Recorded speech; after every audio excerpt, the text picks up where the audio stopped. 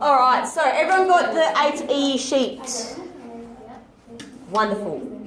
Okay, so we have been talking about arithmetic sequences, and when we're using arithmetic sequences, what do we do with them? What are the two things we can do?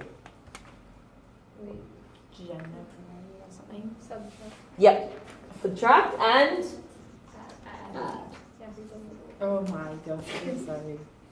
We add or subtract a common difference. Okay, that is what an arithmetic sequence is. If we're not adding or subtracting, it's not arithmetic. When we had a look at them on a graph, what did it come out as? What type of graph? A dot graph. What was the shape of it?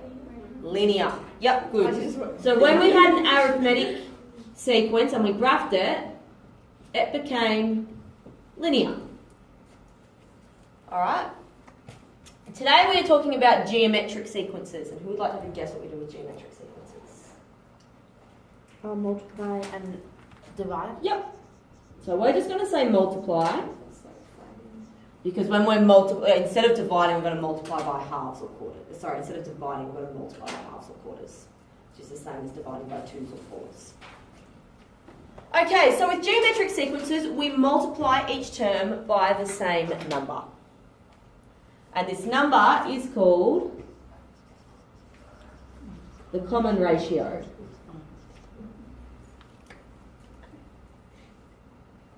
And it is noted as R.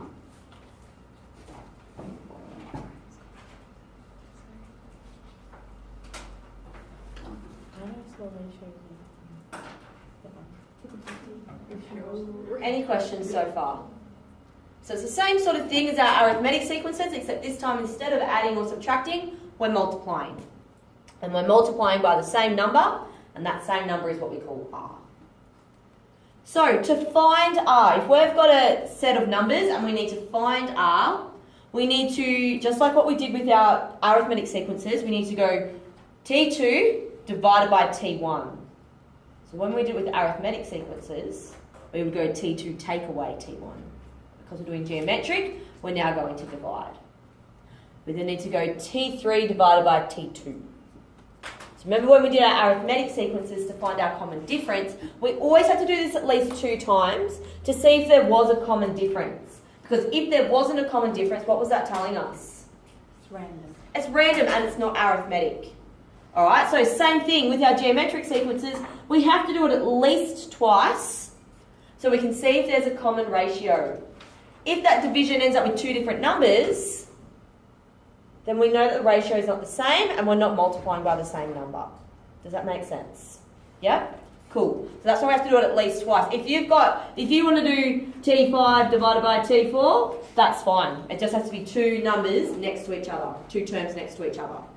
Alright? Any questions so far? Cool. Alright, let's have a look at some examples. Anyone's brains too asleep yet? Yep, we're too asleep? Okay. It's alright. We'll pull through. I believe in us.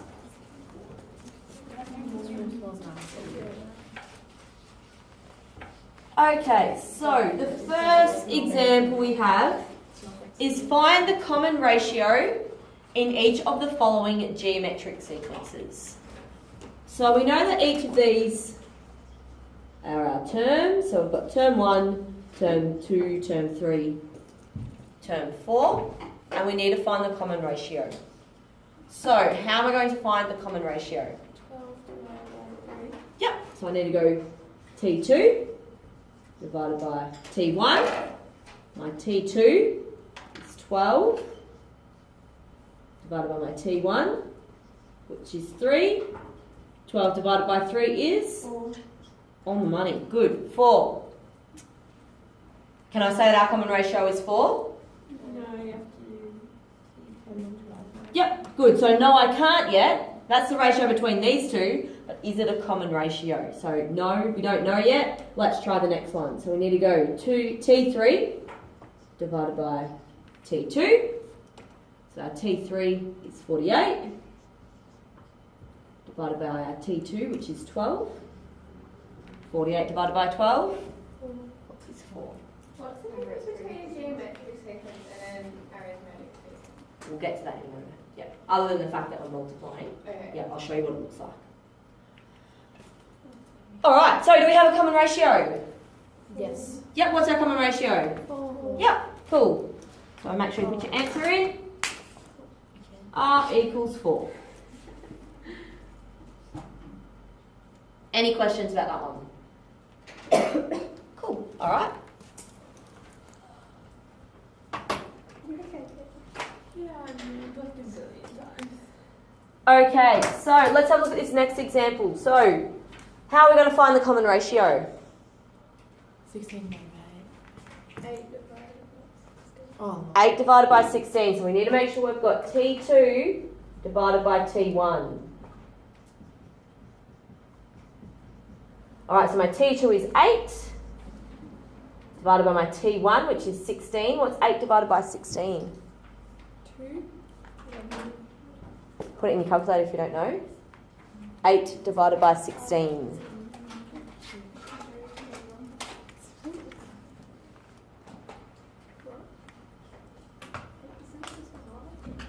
Oh. 0.5. Yep, cool. So we can put it as 0.5. How else can we write 0.5? Half. Yep, or we could write it as a half. Either way. Is this my common ratio? We don't know yet. Don't know yet. What do I have to do? Do T3 divided by T2. Yep, good. T3 divided by T2. So I've got 4 divided by 8, which equals 0.5. Or we could say a half. So what's my common ratio? Yep. So we can have R equals 0.5 or R equals a half. Whatever you like to work with, both answers are fine.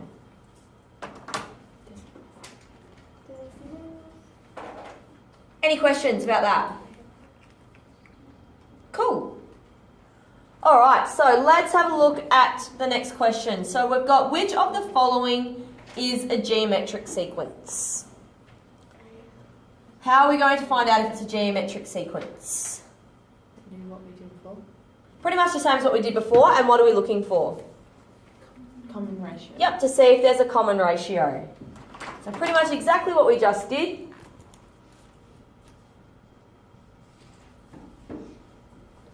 So we need to go T2 divided by T1. We'd have 10 divided by 2, which equals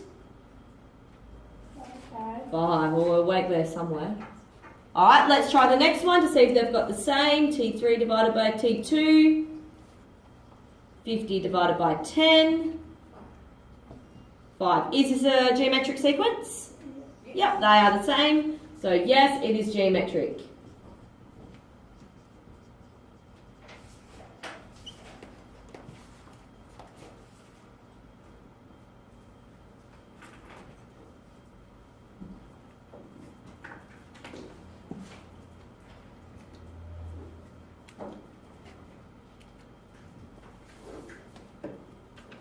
Alright, so let's have a look at this last one.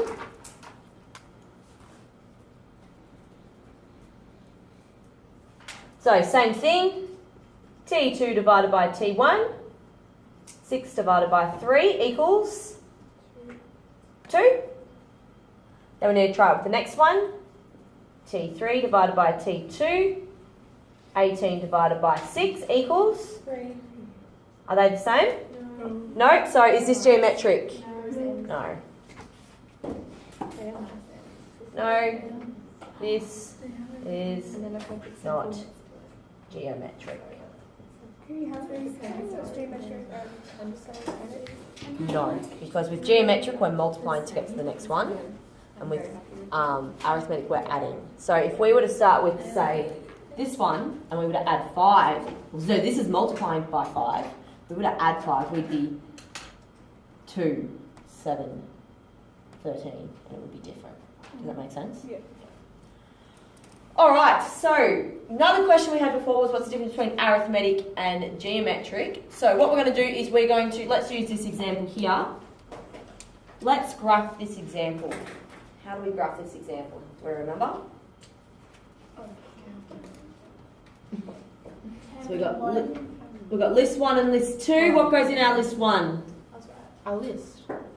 Which Our list? sequence number. Not quite. What goes in list 1? The terms. Yep. So we've got our terms. So we have 1, 2, 3, 4, 5, 6, whatever. List 2 is our values.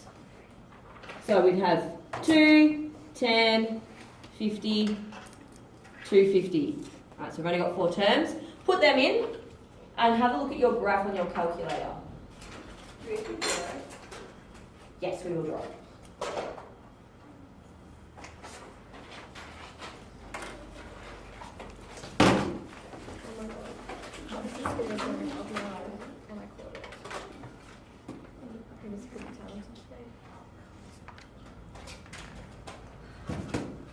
If you don't have a calculator, make sure you look on with someone so you can have a look at what it looks like.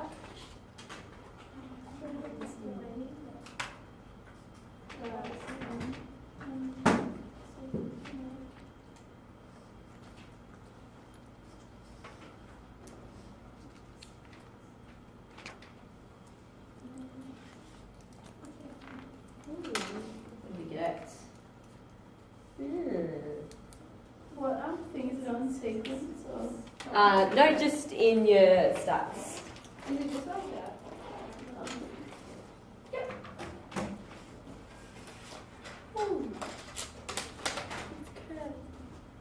Yep, good. So you have to learn sequences. Sorry, yeah, no, statistics, sorry. Better? Yep, beautiful. Just got your calculator too, just. Unlucky.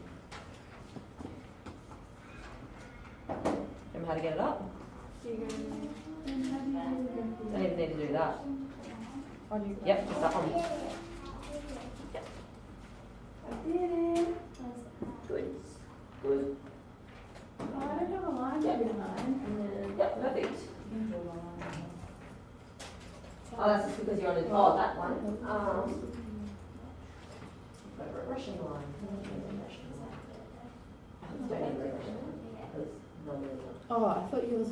I was looking at those numbers. Okay, so what have we found about our geometric sequence? What does it look like? It's non-linear and It it's is- curved. Definitely non-linear, and it is definitely curved. All right, let's put this sequence in.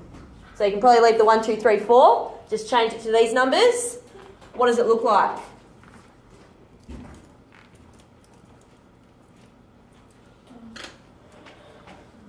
16, 8, 4, 2. Oh, it's negative. It's negative. Good. So a geometric sequence, when we are graphing a geometric sequence, it will be curved, it will always be curved, it will always be non-linear. And when our R is bigger than 1,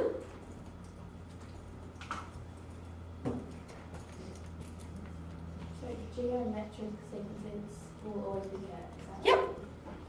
And when R is bigger than 1,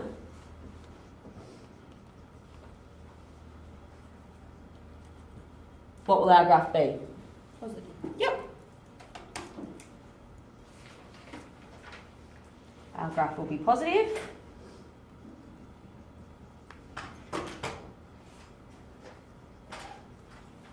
And when R is smaller than 1, our graph will be, what will it be? Yep, negative.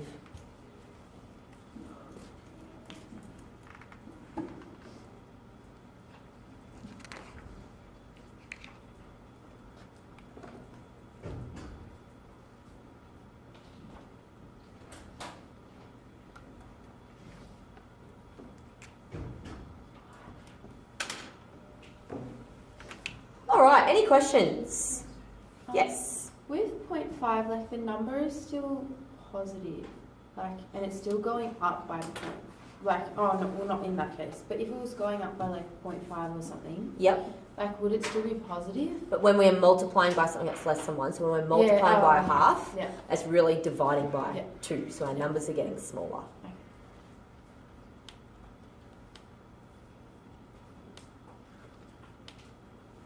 Cool. Any other questions?